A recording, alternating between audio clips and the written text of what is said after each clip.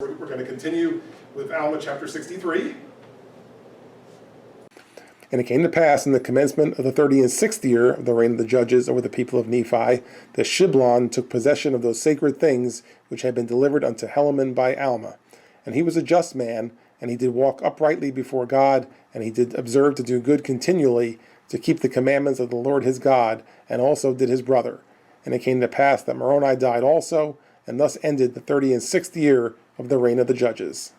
Okay, see, one of the things that you kind of want to keep in sight here, right? And now, if you look at this diagram that we have here, okay, that's the keepers of the records, okay, right? That the record, of course, began back at the beginning with Nephi, right? And then he passed it on to his brother Jacob, who went to sons and so forth. And then eventually they kind of ran out of family members to give it to, so then it went to King Benjamin, right? That's why we started off with him, because when we started the book of Mosiah, that King Benjamin was now the record keeper, and that's really where like the part called the large plates begins with the book of Mosiah.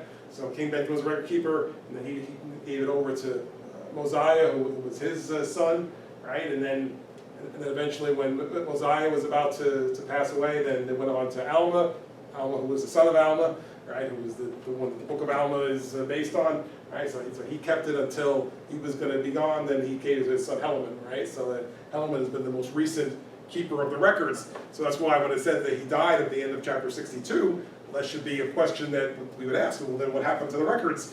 Because he was a record keeper, so it had to go to somebody. And so as you can see at the chapter 63, verse 1, it says that Shiblon took possession of those sacred things which had been delivered to Helaman by Alma. Shiblon, who was Helaman's brother, by the way. Alma had three sons. Okay, his three sons were Helaman, Shiblon, and Corianton. Right, so Helaman was the oldest son, and so now that he died, so the records passed to the number two son, which was Shiblon. Right, so Shiblon is now the keeper of the records as of the beginning of chapter 63.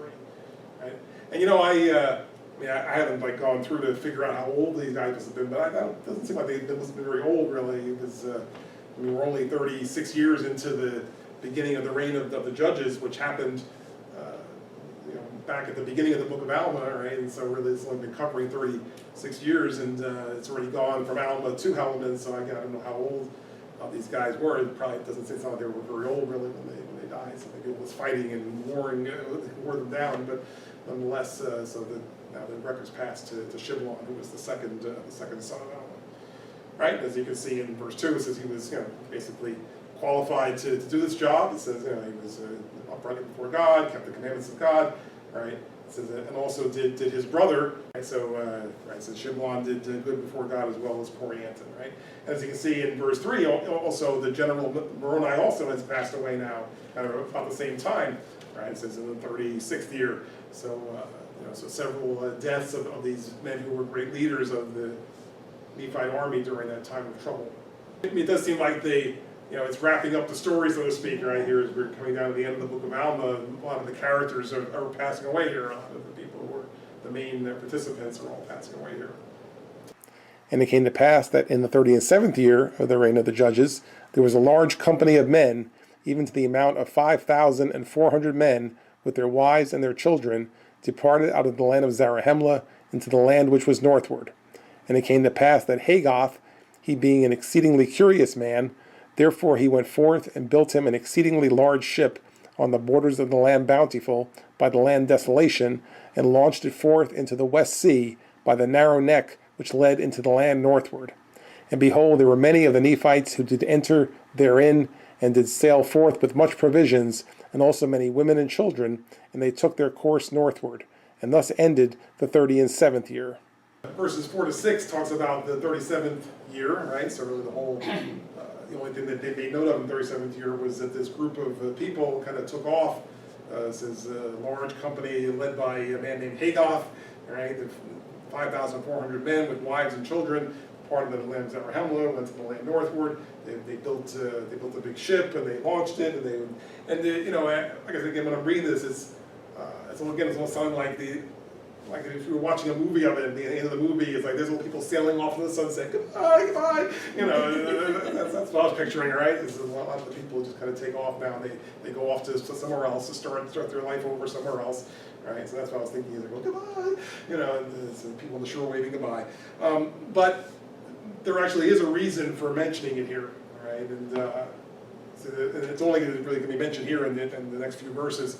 This is the only time that this particular thing is mentioned. I mean, because they're now out of the company of the ones keeping the records, so of course they don't know what's going to happen to them later. But there is a reason that it's mentioned, and maybe I'll wait till after we read the next three, then I'll tell you what that reason is. Right.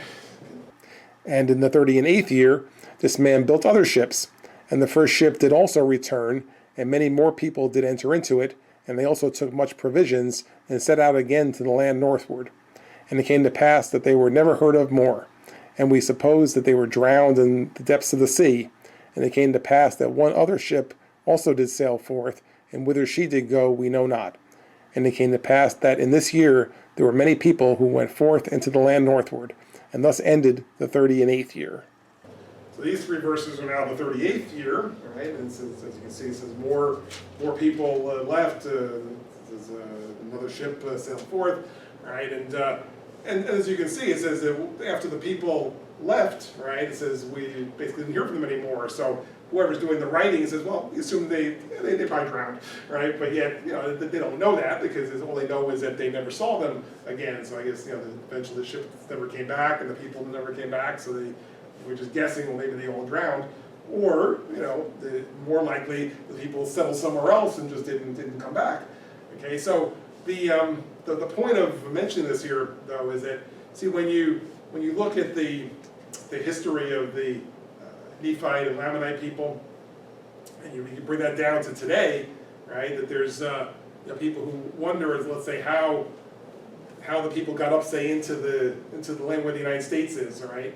Because there's no real record of anybody being in the parts of the United States, right? Because they were always like around the Central America or South America area, right? Well, this is a way that it could happen. See, is that a group of the people, and that's a fairly large group, because 5,400 families went up there and could have started basically a whole new area that never got recorded because they weren't among the record keepers, all right? So Shiblon, in this case, didn't know what these people were doing, so they were just out of the book now, right? So they could have well started a new colony in the area of the United States, and that would explain how people came to be there. And these people being of Nephite descent, so that even if, say, down to today, if you found people who were of Nephite descent, on the one hand, you might say, well, that's contradictory to the way the book ends, because the book ends with all the Nephites are dead, and the Lamanites win at the end, but yet that's the people who are writing the book. So again, these people are out of the story at this point, so they could have get started over a new colony in the areas of the United States. They were Nephite people, and that would affect all the way down to today. So, like I said, so I think that's why it's mentioned, and that's why it made it through to us, that we would understand that there were other groups of people who were part of this who were now no longer covered by the story. So that this way, if somebody says it's something that they witness today or in history contradicts the story, well, not necessarily. It could be that it was outside of the story because these people sailed away and out of the knowledge area of the ones who were writing the book. And it came to pass in the 39th year of the reign of the judges, Shiblon died also, and Corianton had gone forth to the land northward in a ship, to carry forth provisions unto the people who had gone forth into that land. Therefore it became expedient for Shiblon to confer those sacred things before his death upon the son of Helaman, who was called Helaman, being called after the name of his father. Now behold, all those engravings which were in the possession of Helaman were written and sent forth among the children of men throughout all the land, save it were those parts which had been commanded by Alma should not go forth. Nevertheless, these things were to be kept sacred, and handed down from one generation to another. Therefore in this year they have been conferred upon Helaman before the death of Shiblon. Longevity is not running in this family, right, as you can see, right? So in the 39th year, it says that the Shiblon has also died, so he was not the record keeper for very long, right? In fact, if anything, about 9 verses it looks like, right? So he died. And now it mentions that Corianton, who was his brother, had gone forth to the land northward in a ship to carry forth provisions to the people who went there. So he was on one of those ships that went up north and to check on those people. I mean, since it said they never heard from him again, I'm guessing he may not have come back, because it would have been expected that he would have been the next one to be the record keeper. So since he was not available, so therefore they couldn't give it to him, or Shiblon couldn't give it to him, so instead he, as you can see, it says he conferred it upon the son of Helaman, or Shiblon's nephew, the son of Helaman, who was also named Helaman, and so he's going to be the next record keeper, is Helaman, the son of Helaman. Right, so we're going to add that name to our list here. Okay, so Helaman, the son of Helaman, is now going to be the record keeper.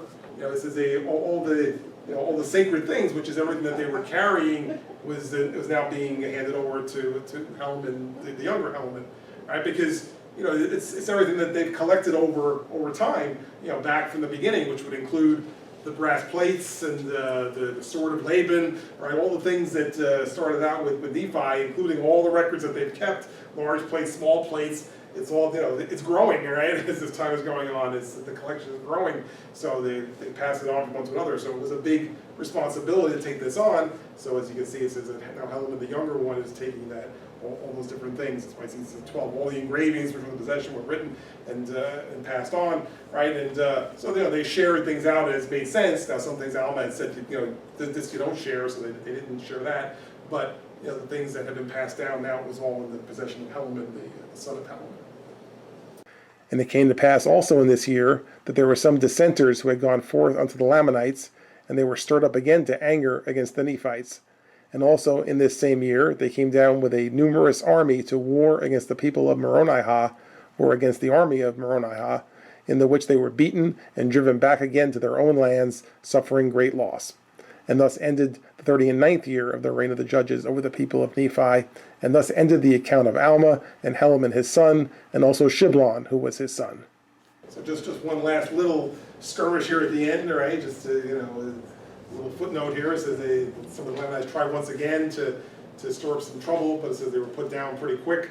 The son of Moroni, named Moronihah, right, was now in charge of the army, and it says they beat off the Lamanites army, drove back to their own lands. They suffered great loss, so they were sorry that they even did that, I'm sure, right? So that gets all of 2 verses notice here, right? And so as we end this particular part of the writing, it says, thus ended the 39th year of the reign of the judges, and as you can see, it says, thus ends the account of Alma and his sons, Helaman and Shiblon. So all of the book of Alma was written by those 3, I mean, mostly by Alma, and then most of the rest by Helaman, and just his last chapter by Shiblon.